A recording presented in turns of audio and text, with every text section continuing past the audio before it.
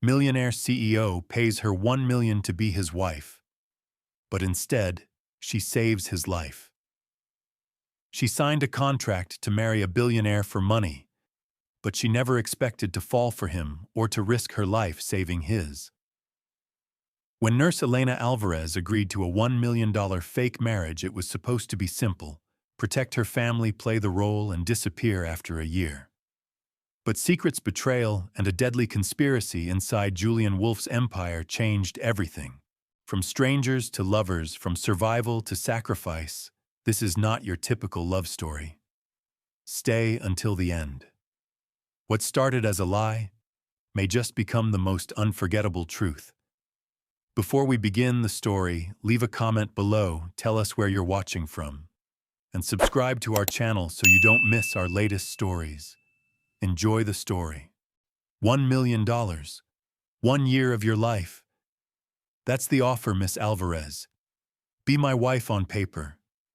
Or watch your brother and grandmother suffer the consequences of your father's mistakes. The voice was smooth, but icy, coming from the back seat of a jet-black Mercedes, parked in the shadows of a Manhattan hospital parking garage. It was nearly midnight. The city lights glowed behind the tall buildings like a faraway dream, but for Elena Alvarez, everything had just turned into a nightmare. She stood frozen in her scrubs, her body aching after a 26-hour trauma shift in the ER at Mount Sinai West. Her ponytail was falling loose, her shoes soaked from the afternoon storm. The stale air of the underground garage clung to her skin. But that wasn't what made her breath catch in her throat. It was the two men who had cornered her minutes before she reached her beat-up Nissan. One of them had a thick neck and a tattoo of a skull on his hand. The other had a crooked smile and eyes that gleamed with something ugly. "You're Elena Alvarez, right? The one with the tattoo had said." She nodded cautiously. "Your dad, Carlos Alvarez. He owed my boss over 400 grand in gambling debt. He skipped town. So guess who's got the tab now?" The other one chuckled. "You. And that sweet little brother of yours. The one at NYU and your abuela in Queens. Unless you cough it up in 7 days." Elena's heart nearly stopped. How her father had left years ago, disappeared without a word. And now his sins were falling on her shoulders like a crashing ceiling. She'd worked so hard to keep her family afloat, her nursing shifts, side gigs, student loans, and now this. The men had walked away, laughing, spitting on the concrete. That's when the Mercedes pulled up, sleek, silent, like something out of a mob film. Its rear window rolled down halfway, and inside, partially illuminated by the flickering yellow garage light, sat a man in a dark suit with eyes like steel. Calm. Calculating. "Elena Alvarez," he said. I couldn't help overhearing. "I believe we can help each other." She said nothing, her throat tight. "My name is Julian Wolfe. I run Wolfe Capital. Maybe you've heard of it." She had. Everyone in New York finance had. Julian Wolfe was one of the youngest billionaires on the East Coast. Brilliant, reclusive. Whispers of scandal and power followed him like shadows. He continued, voice calm. "I need a wife. You need money. $1 million paid up front in cash. The catch, you marry me. Tomorrow. Live with me. Be my wife for 1 year. That's it." Elena stared at him. "Why me?" Julian's lips twitched in something like a smirk. "Because you're desperate. And because you're smart enough not to ask too many questions." The window rolled up halfway again. Elena stood there frozen, the roar of distant traffic humming above her head. The rain had started again, soft at first. She looked up at the gray sky, her heart pounding in her chest. She thought of Nico, her little brother in his dorm, texting her about overdue tuition. She thought of her grandmother making arroz con pollo in their tiny kitchen, always smiling, never knowing how close danger was. And then she looked back at the car.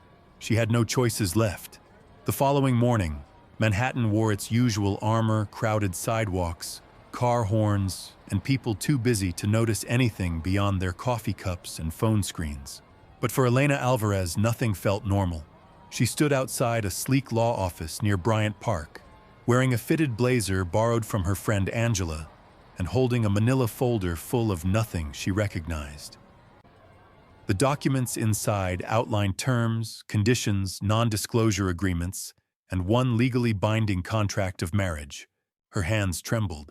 Across from her, Julian Wolfe sat calm and unreadable in a charcoal suit, tailored like second skin. No tie, no expression. Just those storm-gray eyes scanning the documents like he'd written them himself. In a way, he had. The wedding was brief, emotionless. A simple exchange of signatures, a notary's stamp, and two lawyers who barely looked up from their tablets.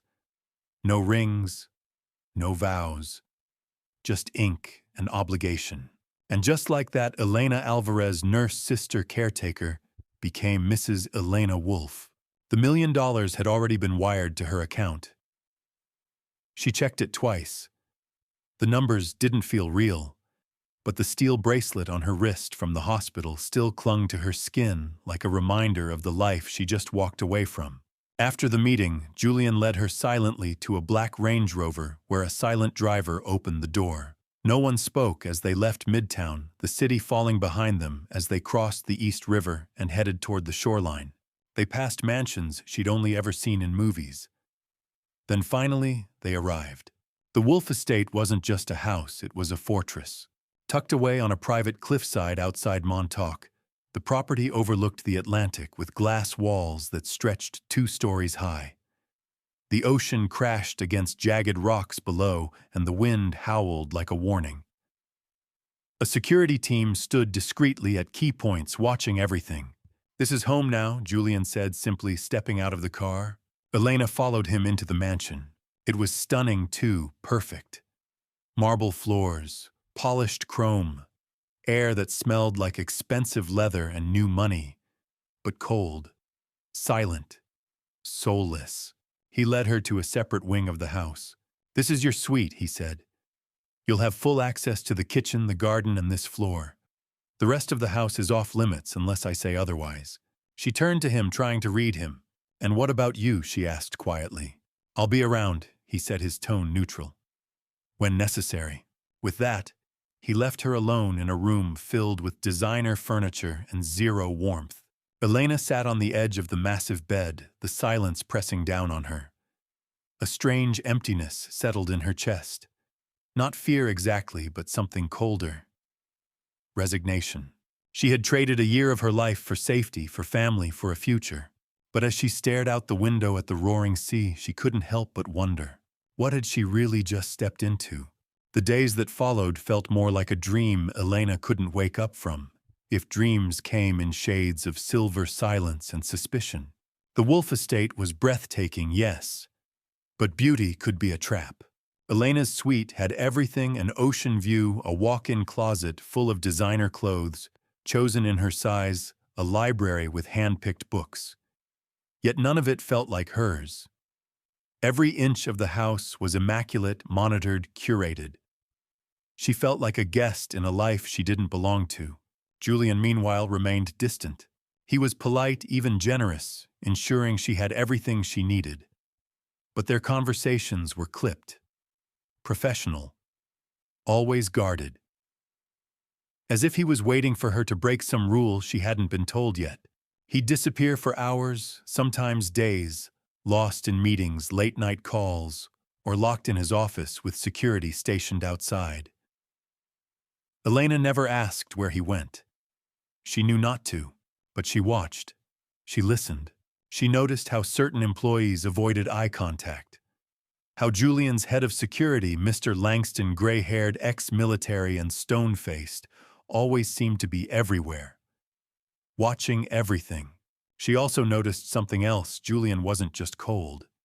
He was haunted. Sometimes she'd catch him in the hallway late at night, pacing silently, his expression tight, jaw clenched. Once she saw him in the garden at dawn, standing in the rain, in a perfectly tailored suit, unmoving. Then came the visitors. One afternoon, a sleek black Bentley pulled into the circular driveway. A woman stepped out, elegant, stunning, with eyes as sharp as broken glass. She didn't knock. She walked in like she owned the place. Her name was Vanessa Wolfe, Julian's cousin. "You're the new Mrs. Wolfe," she said, glancing Elena up and down like she was a piece of furniture. Charming. The word stung. Elena smiled faintly. "Can I help you with something?" Vanessa smirked. "Oh, darling, I'm just curious. You see, Julian never does anything without a reason. So I'm wondering what box you checked that made you worthy of a ring." Before Elena could answer, Vanessa turned on her heel and disappeared down the hallway. Elena stood frozen. She'd known this arrangement would be complicated. But now she sensed something deeper, something twisted beneath the polished surface of this world. That night, as the wind howled against the mansion's glass walls, Elena sat curled in a leather armchair staring out at the waves. She felt like a prisoner in a castle made of secrets. But even in the silence, something inside her stayed sharp, focused. She didn't trust Julian Wolfe, but maybe he shouldn't trust her either. It was nearly midnight when Elena heard it. A soft thud, then another, followed by a low groan echoing down the marble hallway outside her room. At first, she thought she imagined it. The Wolfe mansion was always quiet, but this was different. Uneasy. She pulled on her robe and stepped into the hallway barefoot, the cold stone floor biting at her toes. The sound was clearer now. Labored breathing. Footsteps uneven. Then she saw him. Julian, stumbling slightly, one hand pressed to the wall for balance, the other clenched into a fist at his side. His face was pale, jaw tight, sweat lining his brow. He didn't see her. "Julian," she said, stepping closer. He froze. For a moment, something flickered in his eyes, vulnerability. Panic. Pain. Then it vanished. "I'm fine," he muttered. "No, you're not," Elena said firmly, already at his side. "What's wrong?" "Just a headache," he said, voice strained. But as a trauma nurse, she knew better. This wasn't just a headache. It was something else, deeper. She saw the way he pressed his fingers to his temple, how his breathing hitched, how his eyes winced at the hallway light. "Sit," she said gently, guiding him to the edge of a nearby bench. He resisted only for a second, then gave in. Elena crouched in front of him, her hands moving with calm, clinical precision. She checked his pulse, then reached up to gently massage the pressure points at his neck and temples. Julian flinched. "You don't have to. Just shut up for a second," she whispered. To his surprise, he did. The world around them narrowed, just the two of them, in the soft glow of the hallway sconces.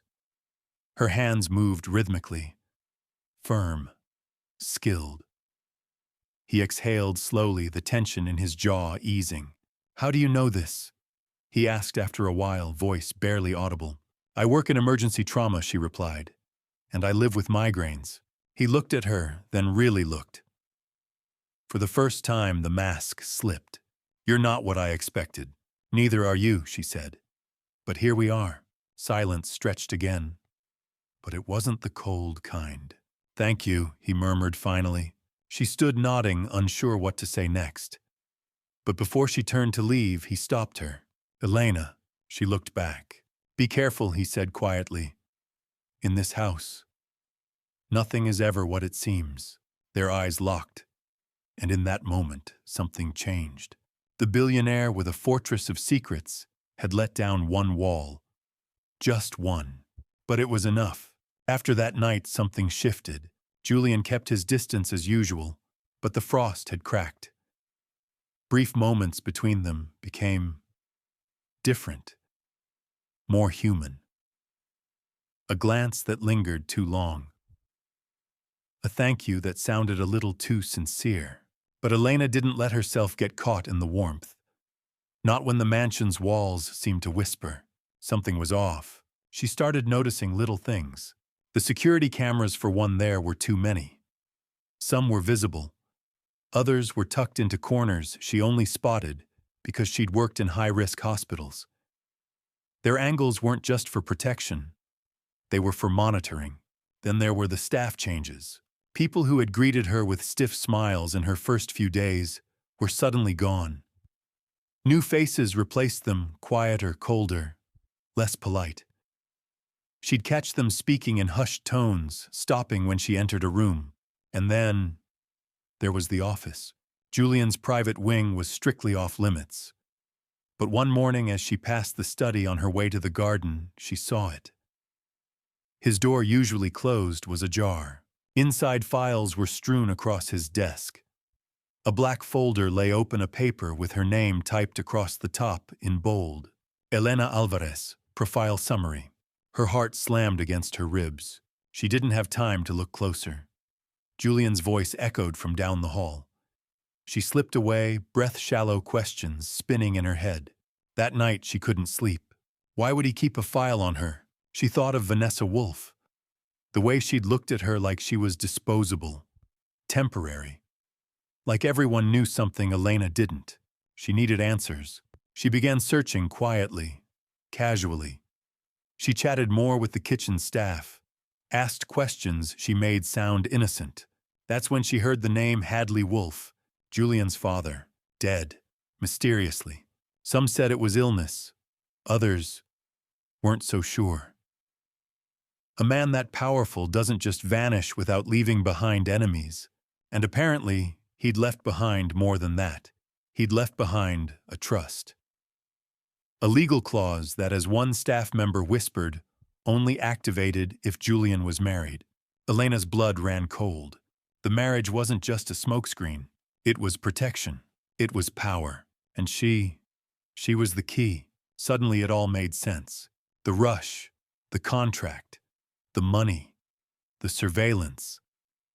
She wasn't a wife. She was leverage. And she'd just stepped into a high-stakes war she hadn't even known existed.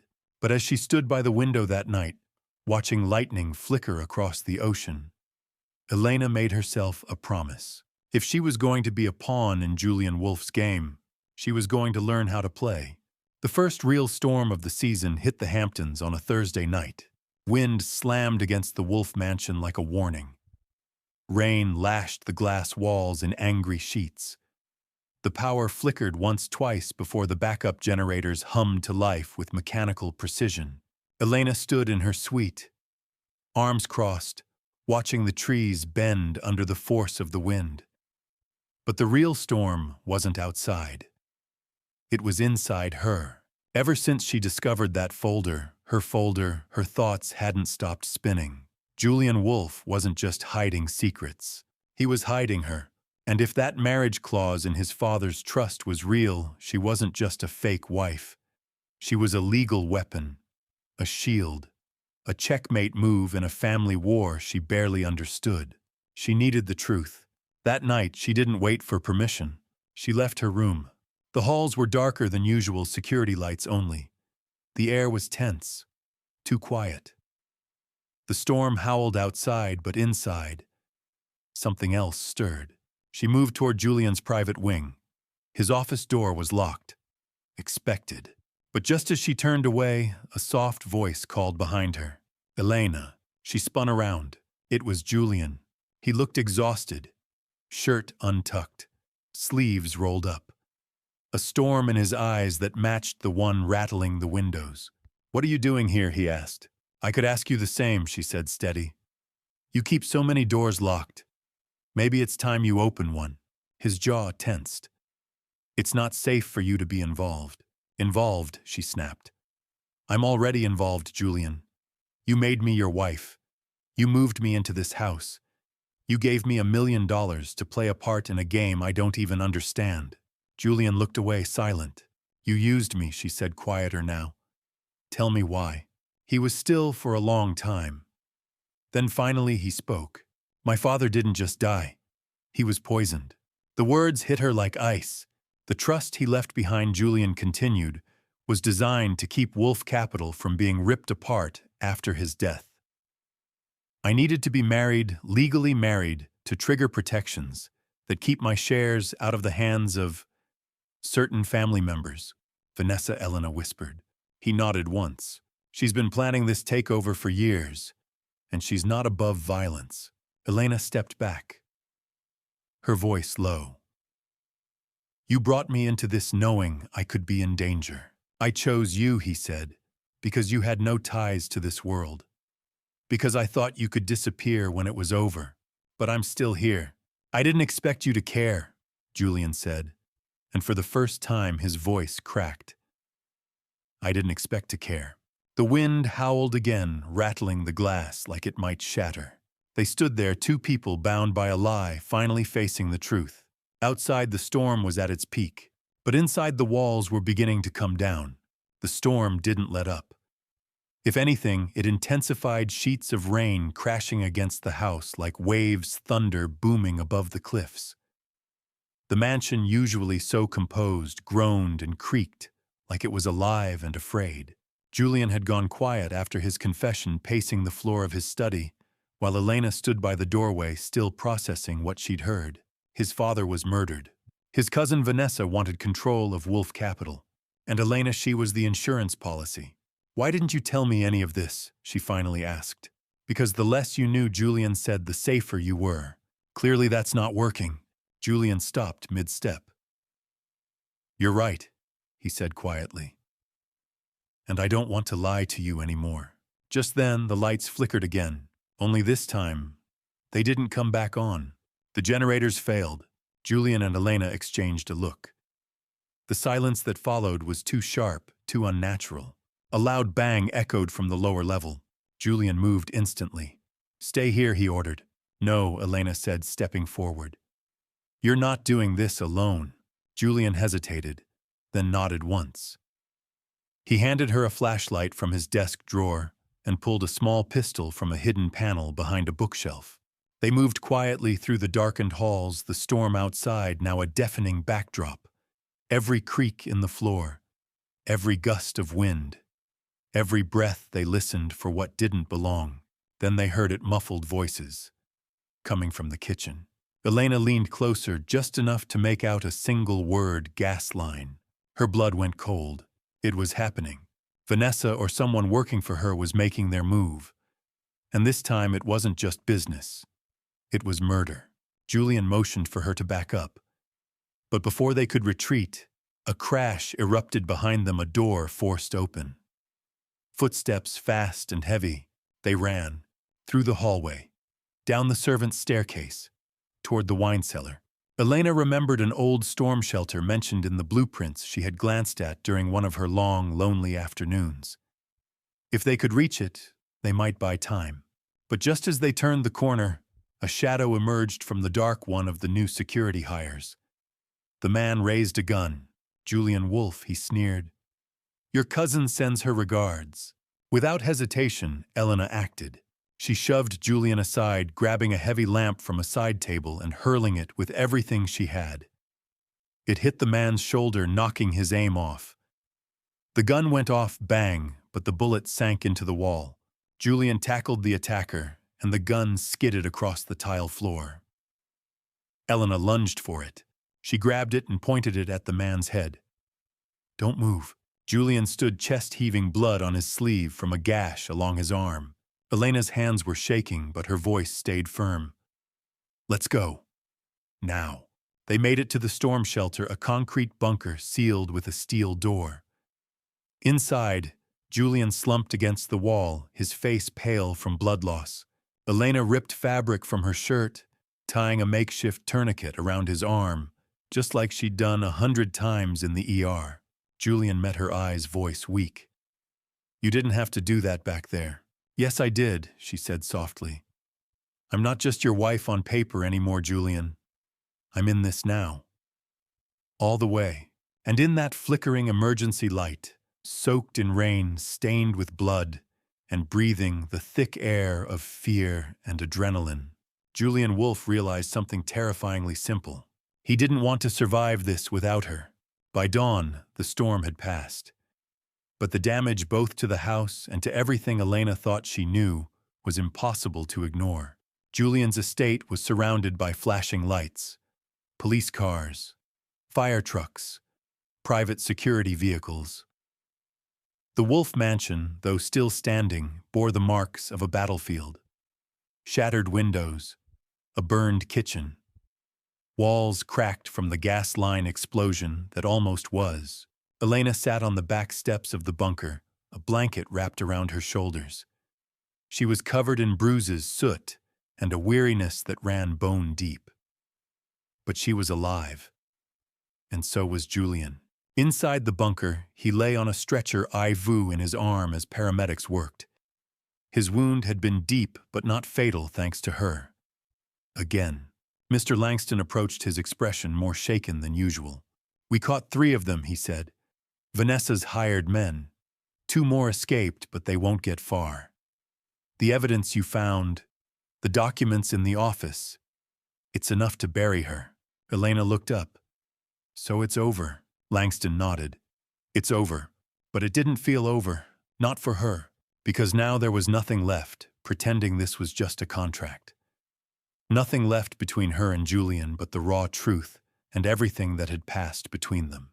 When Julian finally woke later that morning, the first thing he asked for was her. She stepped into the hospital room, her hands wringing nervously. "You look terrible," she said. He smiled weakly. "You should see the other guy." They both laughed, quietly, tiredly. Then he turned serious. "Elena, I need to say something. All of it. No more contracts. No more clauses." She sat beside him, heart racing. "I married you because I thought you'd be easy to control," he said. "I thought you'd stay quiet. Play your part. Disappear." "I know," she whispered. "But you didn't." His voice cracked. "You stayed. You fought. You saved my life more than once. And I don't just mean with the gun. You saved me from myself." Tears welled in her eyes, but she held them back. "I don't want to go back to being alone," he said. "I don't want this to end when the contract does." "It already ended," she said softly. "The minute you let me in." They sat in silence for a long time, her fingers gently finding his. When Julian was released a week later, the house was already being rebuilt. But more than bricks and beams, it was him who had changed. Gone was the distant billionaire. In his place stood a man learning how to live, to feel, to love. 3 months later, on a quiet beach in Cape May, far from New York's skyline and everything that had tried to destroy them, Julian Wolfe got down on one knee. For real this time. No contracts, no secrets, just a simple question. And Elena said yes. In the end, Elena Alvarez didn't just escape the grip of her father's debt. She transformed her entire life. What started as a cold contract, an agreement built on desperation and secrecy, became a journey of resilience, sacrifice, and unexpected love. Julian Wolfe, once a man guarded by walls of power and silence, found something he never knew. He needed someone who saw him, challenged him, and stood by him when it mattered most. Together they faced betrayal, danger, and the weight of secrets, only to discover that real strength doesn't come from control. It comes from trust. So what's the lesson here? Sometimes the scariest decisions, the ones made when we feel cornered or powerless, lead us straight into the chapters that define us. Life doesn't always follow the plan, and love doesn't always arrive with flowers and vows. But when it's real, it changes everything. How can we apply this to life today? Learn to look beyond appearances. Let people surprise you. And most importantly, don't underestimate the power of showing up for someone when they least expect it. Even the hardest, coldest hearts can heal. With a little courage, a little faith, and the right person. Now we'd love to hear from you. What would you have done in Elena's shoes? Could you trust someone who paid you to be their spouse? Do you believe real love can grow from a lie? Drop your thoughts in the comments below. We'd love to know your take and start a real conversation. And if this story moved, inspired you, or kept you hooked until the end, don't forget to hit like, share it with someone who needs a good story, and subscribe to the channel so we can keep bringing you more emotional, meaningful stories like this. Thank you for watching. See you in the next one.